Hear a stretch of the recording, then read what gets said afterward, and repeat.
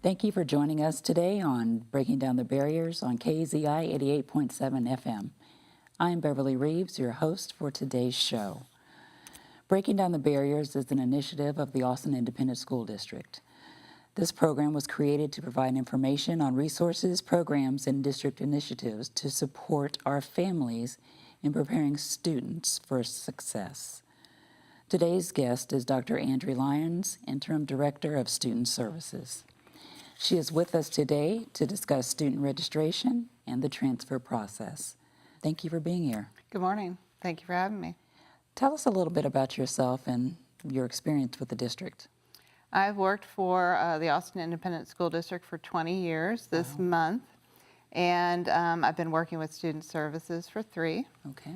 Prior to that, I have supervised discipline for 15 years. Okay. So let's talk about some of the duties that Student Services covers. What are the roles and responsibilities of the department?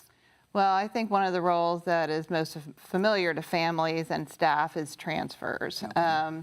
We have 2 large transfer seasons, January and then August into early September. But we also work with families on guardianships, grandparent guardianships, records requests, any help they need with attendance coding. We offer a lot of services to our families and to campuses. Okay, that sounds like a lot going on with regard to getting our students where they need to be. It is. Okay, so let's talk first about student registration. I know that students register actually with their campuses, but your office really supports the campuses in that endeavor. It's already time to start thinking about next school year, so tell us a little bit about the registration process for 2016-17. Well, one exciting thing is that online registration will be open for families starting March 1st. Wow, already. Yes. And I registered my own children online last year, and I did it in less than 10 minutes. So It was really very efficient. And about a third of our families registered online last year. Okay. So I do encourage families to go online, and they can search for online registration and learn how to create a parent cloud. And there's a number for assistance if they need help. Okay. And then using the parent cloud, they can register online. Okay. Now, that doesn't mean that the campus might not still need some documentation, proof of address, I've moved, and those kinds of things. Right. But a lot of the paperwork can be done online now. Okay. So that's great. So it streamlines the process. Absolutely. Okay. Absolutely, but it's not required. So we will continue to work with campuses on registration packets. Okay. And they're pretty streamlined, but parents are not required to register online. They can fill out forms at the campus as well. Okay, and one thing that I wanted to add is that some of our forms are now available in different languages. Absolutely. Our main registration form is available in English and Spanish, Mandarin, Burmese, Arabic, and Vietnamese. Yes. And I am working towards having those forms actually available online as well. So parents will have 3 choices: online registration, going to the campus, or printing out the forms and then going to the campus with the forms already filled out. So that's great to see, and with all of those different languages, the audience can see how our district has grown demographically and changing. So that's good for Austin ISD to be serving our families in that way. Absolutely. So as you mentioned in your introduction, transfers is what your office is known for. Can we talk about just the different types of transfers that exist? Sure.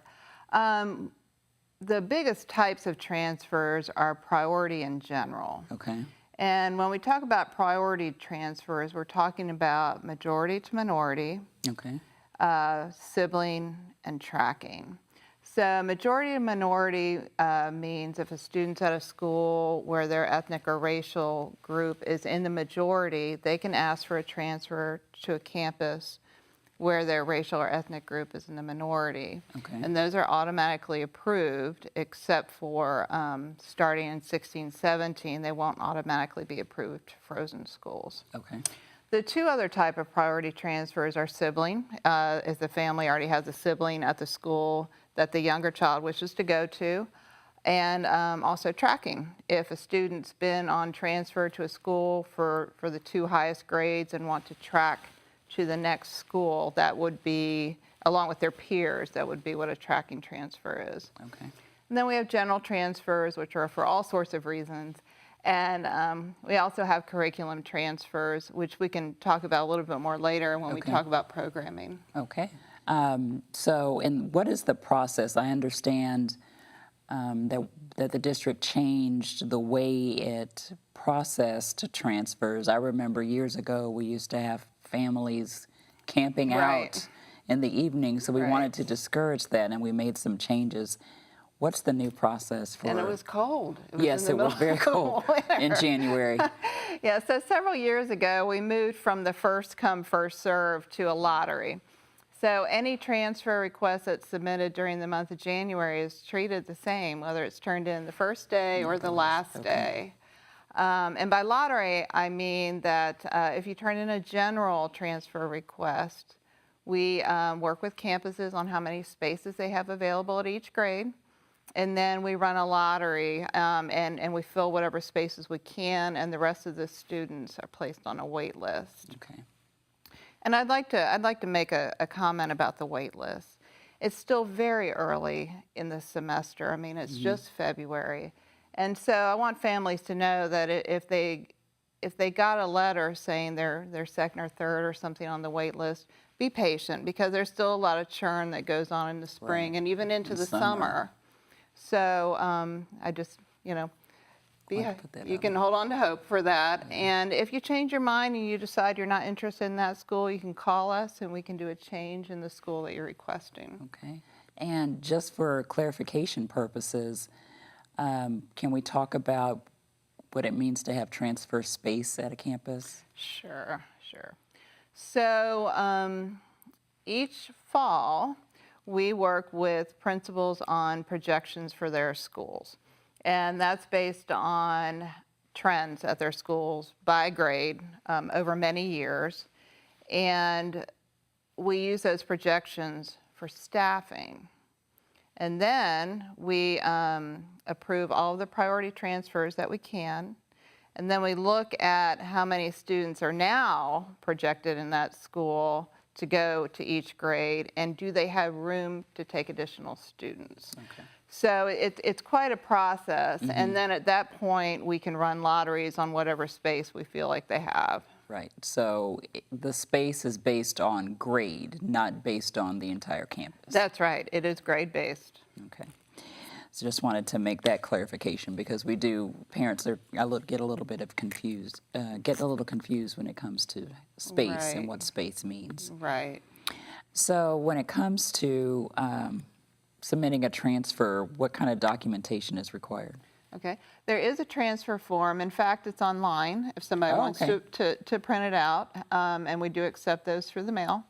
It's just one side of one page. And if the children are already in the school district, we just need the transfer form and a copy of their ID. Okay. If they've had an address change or they're new to the district, we also need proof of address, which might be a lease or a utility bill. And if the child's not been in the district before, we also ask for a copy of their birth certificate, because we want to enter all their data exactly correctly. Okay. So you can apply for a transfer even if you're not in one of our schools already? Yes, you Okay. can. Yes, so if you're coming to our school in kindergarten and you'd like to go to a different kindergarten than the one you're assigned to, you can certainly apply. Okay. But we're also taking out-of-district applications. Okay. And we started that last year. I think we had about 300 applicants from out of Wow. the district, and Okay. we approved about half. Okay. So one exciting thing this year is that we're starting to accept those February 1st. So it's much earlier than we accepted them last year. And we have about 200 applicants at this point, and we've approved half. Okay. So we're real excited about that. So families who live outside of AISD, if they drive to work and drive by an elementary school they're interested in, they should come on in and fill out an out-of-district transfer, and we'd welcome them. You know, a question that just came to me was what happens if a family submits a transfer and the transfer is denied? Okay, so if a transfer is denied, there could be several reasons for that. Maybe the school is frozen to transfers and that's why it's denied. Or maybe they don't have space at that school and that's why it's denied. They'll get a letter saying that the request has been denied, and there will be information on there about how to appeal it to the appropriate associate superintendent. Okay. So we have 2 associate superintendents over elementary schools, 1 over middle and 1 over high school, and they can write a letter explaining, you know, why it's important to their family for their child to attend that school. Okay. And those are reviewed and taken seriously by our associate superintendents. Okay, so there is a process for appeal. There is. In fact, if they're not satisfied with the decision at that point, they can continue to appeal to the superintendent's level. Okay, so that's good to know. Yeah. So you mentioned earlier about the district now accepting out-of-district transfers. So that means that anyone who wants to basically can enroll their child in AISD? If there is space available, Okay. and they turn in their transfer form, yes, and provide the necessary paperwork. documentation. Sure. Okay. Do you know why we made that change? Well, we have a lot of great programming, and we have a lot of families who commute to Austin to work, and we'd like to welcome them into our schools and have them be part of the AISD family. That's true, because a lot of us do travel from outside the Austin area, and we spend the majority of our days in the city proper. So why not have the opportunity to send our children to school Right. right here? If you're from out of district and you receive an approval for a transfer, does that mean that transportation is going to be provided for you too? No, we only provide transportation for our magnet programs at this point. Okay. So let's talk about magnet programs. Is that a transfer process also? Well, our magnet application programs, families apply at the campus because each program has its own application, their own requirements, maybe auditions, maybe essays, maybe short movies or whatever is part of their application process. And then we have an internal system that we use where the schools let us know who's been approved for that program, and the parents don't even have to fill out a transfer form. That's something that we work with campuses on. Okay. And we will make sure that the transfer goes through and that they're projected to the appropriate school once they're approved at the campus level. Okay. And can you tell us a little bit about where our magnet schools are located? You know, what campuses Sure. we have magnets? Sure. So at middle schools, we have Covington Fine Arts. We have Small Green Tech.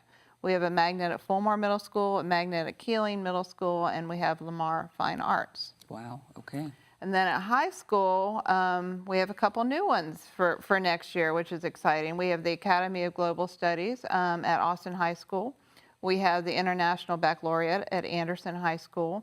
We have Ann Richards, which is actually middle and high school. Another new one for next year is a Crockett Entrepreneurial Program, which sounds very exciting. Our magnet program at high school is LASA. And then we have McCallum Fine Arts. Okay. And those are just the magnet application programs. We also have dual credit offerings at our high schools. We have 3 early college high schools where students can actually graduate with an associate's degree, which is very exciting. Right. We have a lot of great programs where students We really do. can choose, what path they'd like to take, and even, graduate with an associate's before they even step foot at a high school. Right. And it's free. Right. Right, and we have, this year, we have about 15% of our students on some kind of transfer. So Wow, we okay. really want families and students to go to programming that they're interested in, Right. that they're involved in, that they have passion for. So we try to make that as efficient as we possibly can. Right. One of the other programs that we have is Garza. Right. Garza, and I know they have the forensic science program, and they also have an online option, which is available to students who may not be enrolled in Garza. So they're actually, we're opening up ways for students to access programs where they are. So it sounds like there've been a lot of opportunities for choice Right. in the district. And that would be really helpful for students who may have to work Right. or take care of children. We've heard about some of the magnet programs and other exciting opportunities for students. Can we talk a little bit about, dual language? I've heard a lot about that lately. Well, we have quite a few elementary schools that offer dual language programming. In fact, in 16-17, we're going to have our first complete dual language campus, and that's Wow, okay. Ridgetop Elementary. And then starting last year and into this year, we've got middle schools who are offering dual language programs as well. Okay. So that's very exciting. So it sounds like there are a lot of different opportunities for students to take advantage of Absolutely. in our district. And if a program is not offered at your campus, you have the opportunity to submit a request for a transfer. Yes. Okay, Yes. and that's good to hear. And I think families need to understand that that actually starts pretty early. So if there's a program they're interested in, they might want to contact the school in mid-fall to Okay. talk about deadlines. Are there any other programs at the elementary level that we offer? There are. Blackshear has a fine arts academy. The whole school is fine arts. Okay. And that's exciting. That's been going on for several years now. And starting next year, Cunningham is going to be a micro society school. Okay. And what does that mean? I think it means that they create their own government within the school. So they're learning the different roles of leadership positions, and they have a president and a city council and a mayor and whatever. And so they just kind of have that thing and they learn the different roles. I'm going to have to visit because I didn't really know what that was until I happened to hear somebody talking about it the other day. So that it should be interesting. Back to Blackshear and Fine Arts, we've heard a lot about them and how well they're doing with that program. I'm assuming that these campuses, the students who track to those schools are automatically in those programs. But if you want your child to go to one of those schools, you can transfer, correct? Yes. Or at least apply for a transfer. Yes. It's not an application process. Right, that's right. Okay. That's right, that's just a straight transfer. But if they want to follow that path into middle school, like into one of the fine arts academies at middle school, then that is an application-based program. And what's exciting about Cunningham is it's in the Crockett vertical team, and Crockett has our entrepreneurial program starting next year.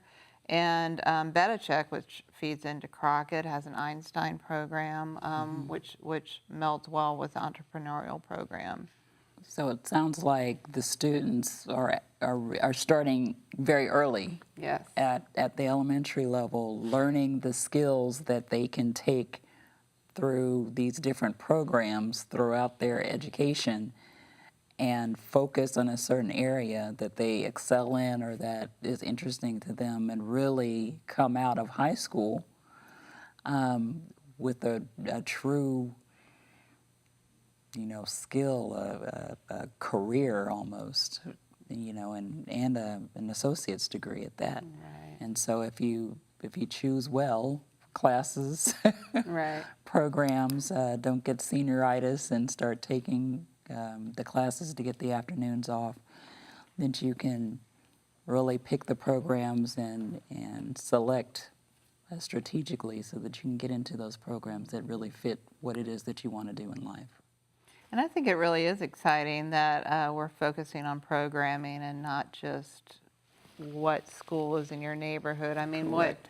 what is your passion? What are you interested in? Not that it might not change, several Right. times between elementary school and college, of course, but I think that's a very exciting approach, looking at Right. programming. Right. I kind of wish they had that when I was in school. Right. Instead of- Right. Yeah, If you knew what you wanted to do. Right, but even if you had some kind of options, and I think Right. that's the key, having the opportunity to select based on, what it is that you think you want to do at the time and what's interesting to you. And we do have fairly liberal transfer policies. Like I said, about 15% of our kids this year are on some kind of transfer. Let's talk about numbers for a minute. How many transfers does your office usually deal with? Well, we started taking transfers for 16, 17 the first day back from winter break. Okay. And we have already processed almost 2,500. Wow. And we've approved 65% of those. Okay. So that's very exciting. And we've gotten over 200 out of district transfers. Mm-hmm. And those include transfers from other surrounding districts like Del Valley is a large number, Manor, Pflugerville, Round Rock, Bastrop. So they're coming in from quite a few surrounding districts. Yeah, it seems like that's where a lot of people live. Yes. And to commute into Austin for work. Right, right. And do we have numbers for last year? For out of district, we had about 300 applications last year and approved about half. Okay. And so those students, once they're approved, do they have to reapply every year, or are they good through the highest grade at that school level? They're good through the highest grade at that campus. Okay.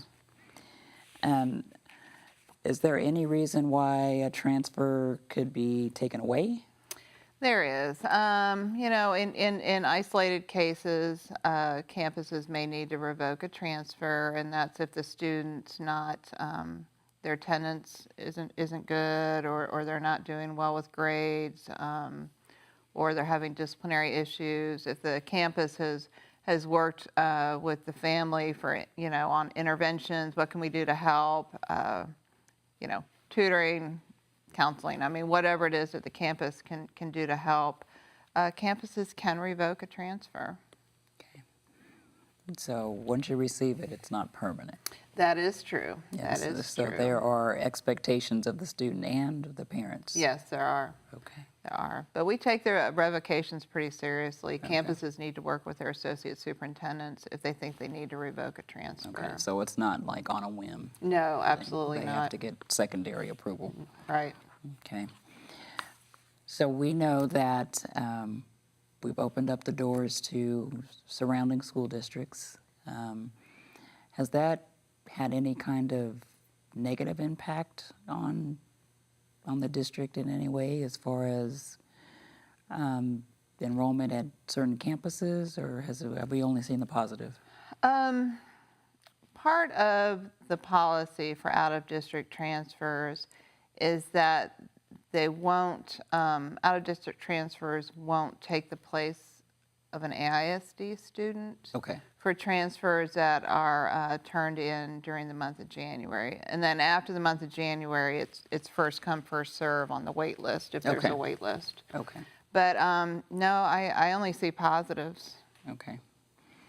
That's good to hear. So I think some families may be concerned that out-of-district transfers may be imposing upon their ability to get approval for their transfers. No, in fact, we don't even take out-of-district transfers for the whole month of January. Okay. And that's when our deadline is for priority transfers and general transfers. Okay. Do you see any future changes to transfers coming up? I mean, we've made some significant changes in the last year or so. Do you see any more in the future? Well, as I said earlier, in an effort to relieve overcrowding at our frozen schools, starting with next year, we're not accepting majority to minority priority transfers at frozen schools. And then starting in 17-18, we won't be accepting sibling or tracking transfers to frozen schools either. Okay. So that is a change, but it's another year out Okay. to give families time to plan. Okay. So if the school is frozen, we're not accepting them. But if the school is still receiving transfers, It's automatic. It's automatic. If it's Okay. by deadline. Okay. Yes, Okay. So it's a little reference for the future. So that's good to know. Right, right. Any information that you think our families need to know about student registration or transfers that we haven't been able to provide to them yet? I'd like families to know that they can find all the deadlines, all the requirements, even the transfer forms online at www.austinisd.org/transfer. Okay. And they can also call the Office of Student Services. We're happy to help. That's at 512-414-1726. And that's great information. Our families will be happy to learn about these changes and surrounding areas also, that they can have the opportunity to enroll their students in all of the programs that we have available, because Austin ISD provides programs that may not be available in their home districts. Right. So that's good to hear. Right. Well, thank you, Dr. Lyons, for joining us today. We really appreciate all the information you brought to us about student registration and transfers. Well, thank you. Thank you for joining us on Breaking Down the Barriers. To keep up with information on AISD, like us on Facebook and follow us on Twitter and Instagram. Also watch Breaking Down the Barriers on AISD's Channel 22 every Tuesday and Thursday evening at 7:30 p.m. and Sunday mornings at 10:30 a.m. I am your host, Beverly Reeves, and I look forward to seeing you next time on Breaking Down the Barriers.